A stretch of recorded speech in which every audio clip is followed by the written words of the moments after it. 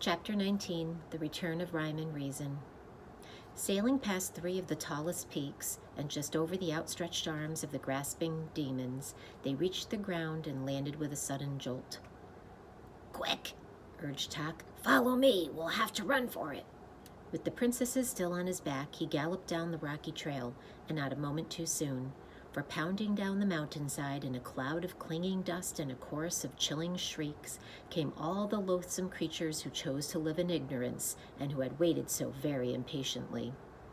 Thick black clouds hung heavily overhead as they fled through the darkness, and Milo, looking back for just a moment, could see the awful shapes coming closer and closer. Just to the left and not very far away were the triple demons of compromise, one tall and thin, one short and fat, and the third exactly like the other two. As always, they moved in ominous circles, for if one said here, the other said there, and the third agreed perfectly with both of them. And since they always settled their differences by doing what none of them really wanted, they rarely got anywhere at all, and neither did anyone they met.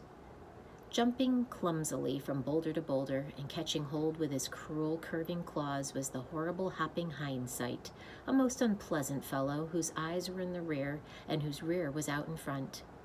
He invariably leaped before he looked and never cared where he was going as long as he knew why he shouldn't have gone to where he'd been. And most terrifying of all, directly behind, inching along like giant soft-shelled snails with blazing eyes and wet, anxious mouths, came the gorgons of hate and malice, leaving a trail of slime behind them and moving much more quickly than you'd think. "Faster!" shouted Tock. "They're closing in!"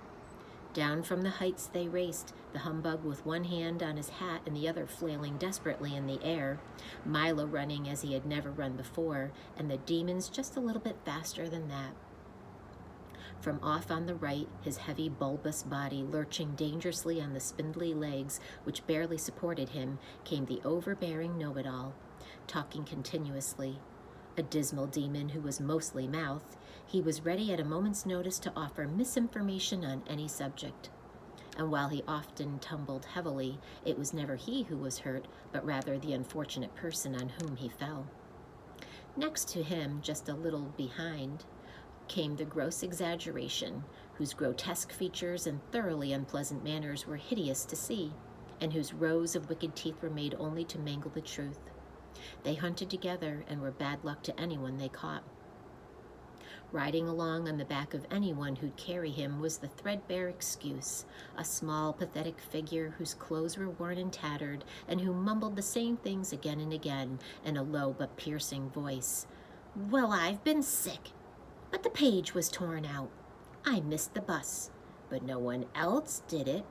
Well, I've been sick, but the page was torn out. I missed the bus, but no one else did it."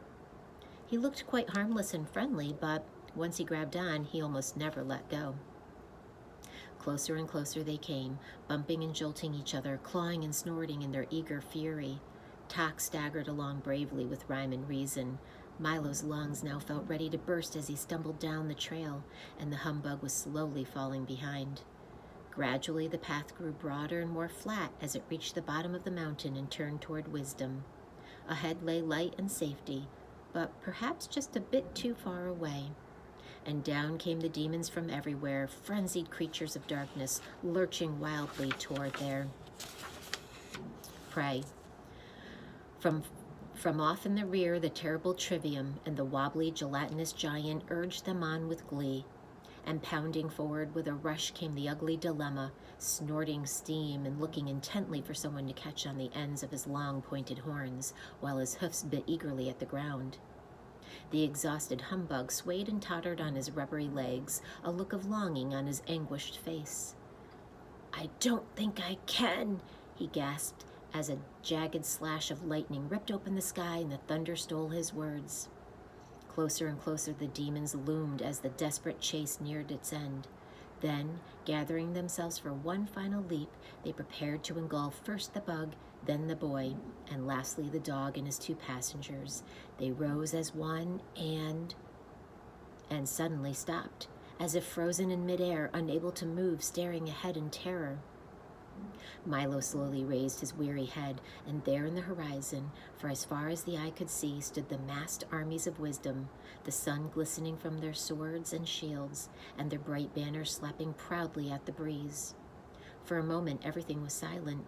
Then 1,000 trumpets sounded, then 1,000 more, and like an ocean wave, the long line of horsemen advanced, slowly at first, then faster and faster, until with a gallop and a shout, which was music to Milo's ears, they swept forward toward the horrified demons. There in the lead was King Azaz, his dazzling armor embossed with every letter in the alphabet, and with him the Mathemagician, brandishing a freshly sharpened staff. From his tiny wagon, Dr. Discord hurled explosion after explosion to the delight of the Soundkeeper, while the busy din collected them almost at once.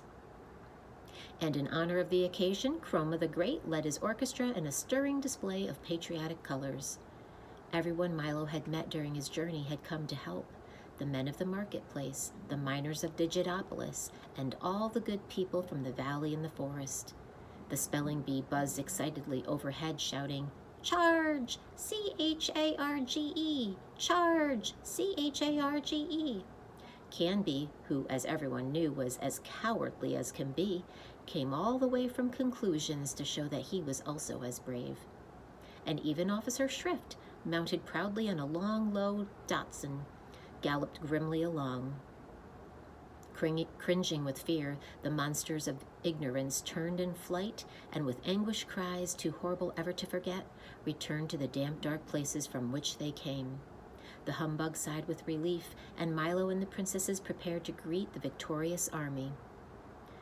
"Well done," stated the Duke of Definition, dismounting and grasping Milo's hand warmly. "Fine job," seconded the Minister of Meaning. "Good work," added the Count of Connotation. "Congratulations," proposed the Earl of Essence. "Cheers," recommended the Undersecretary of Understanding. And since that's exactly what everyone felt like doing, that's exactly what everyone did. "It's we who should thank," began Milo, when the shouting had subsided, but before he could finish, they had unrolled an enormous scroll. And with a fanfare of trumpets and drums, they stated in order that, henceforth and forthwith, let it be known by all men that rhyme and reason reign once more in wisdom. The two princesses bowed gratefully and warmly kissed their brothers, and they all agreed that a very fine thing had happened. "And furthermore," continued the proclamation, "the boy named Milo, the dog known as Tok, and the insect hereinafter referred to as the humbug, are hereby declared to be heroes of the realm." Cheer after cheer filled the air, and even the bug seemed a bit embarrassed at having so much attention paid to him. "Therefore," concluded the Duke, "in honor of their glorious deed, a royal holiday is declared.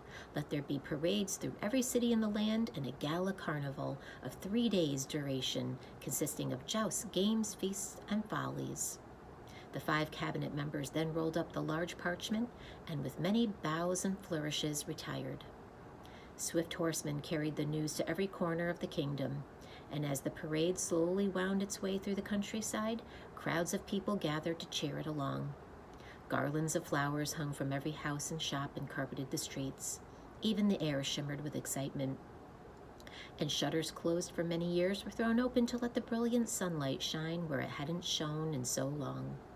Milo, Tok, and the very subdued humbug sat proudly in the royal carriage with Azaz, the mathemagician, and the 2 princesses. The parade stretched for miles in both directions. As the cheering continued, Rhyme leaned forward and touched Milo gently on the arm. "They're shouting for you," she said with a smile.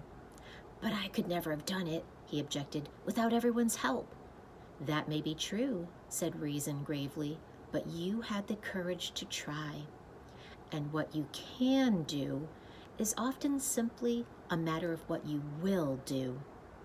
"That's why," said Azaz, "there was one very important thing about your quest that we couldn't discuss until you returned." "I remember," said Milo eagerly. "Tell me now." "It was impossible," said the king, looking at the mathemagician. "Completely impossible," said the mathemagician, looking at the king. "Do you mean," stammered the bug, who suddenly felt a bit faint. Yes, indeed, they repeated together. But if we told you then, you might not have gone. And as you've discovered, so many things are possible, just as long as you don't know they're impossible. And for the remainder of the ride, Milo didn't utter a sound. Finally, when they'd reached a broad, flat plain midway between Dictionopolis and Digitopolis, somewhat to the right of the Valley of Sound and a little to the left of the Forest of Sight, the long line of carriages and horsemen stopped, and the great carnival began. Gaily striped tents and pavilions sprang up everywhere as the workmen scurried about like ants. Within minutes, there were race courses and grandstands, sideshows and refreshment booths, gaming fields, Ferris wheels, banners, bunting and bedlam, almost without pause. The mathematician provided a continuous display of brilliant fireworks made up of exploding numbers which multiplied and divided with breathtaking results. The colors, of course, being supplied by Chroma, and the noise by a deliriously happy Dr. Discord. Thanks to the soundkeeper, there was music and laughter and, for very brief moments, even a little silence. Alec Bings set up an enormous telescope and invited everyone to see the other side of the moon, and the humbug wandered through the crowd accepting congratulations and recounting in great detail his brave exploits, most of which gained immeasurably in the telling. And each evening, just at sunset, a royal banquet was held. There was everything imaginable to eat. King Azaz had ordered a special supply of delicious words in all flavors, and, for those who liked exotic foods, in all languages too. The mathematician had provided innumerable platters of division dumplings, which Milo was very careful to avoid, for no matter how many you ate, when you finished there was more on your plate than when you began. And of course, following the meal came songs, epic poems, and speeches in praise of the princesses and the 3 gallant adventurers who had rescued them. King Azaz and the mathematician pledged that every year at the same time they would lead their armies to the mountains of ignorance until not one demon remained. And everyone agreed that no finer carnival for no finer reason had ever been held in wisdom. But even things as fine as all that must end sometime, and late on the afternoon of the 3rd day, the tents were struck, the pavilions were folded, and everything was packed, ready to leave. "It's time to go now," said Reason, "for there is much to do."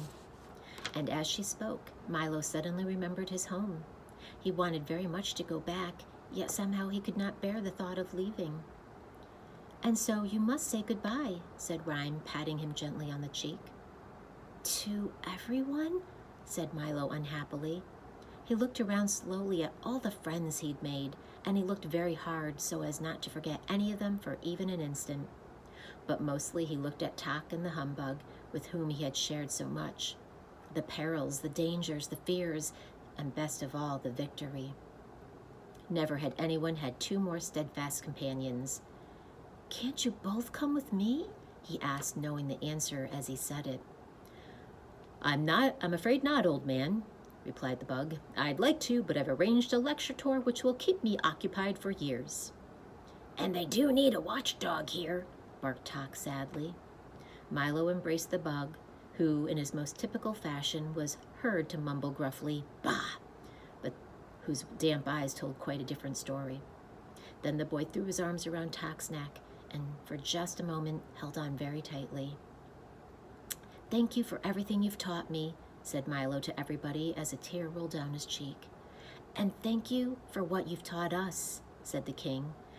And as he clapped his hands, the little car was brought forward, polished like new. Milo got in with one last look, started down the road with everyone waving him on. "Goodbye," he shouted. "Goodbye, I'll be back." "Goodbye," shouted Azaz. "Always remember the importance of words." "And numbers," added the mathematician forcefully. "Surely you don't think numbers are as important as words," he heard Azaz shout from the distance. "Is that so?"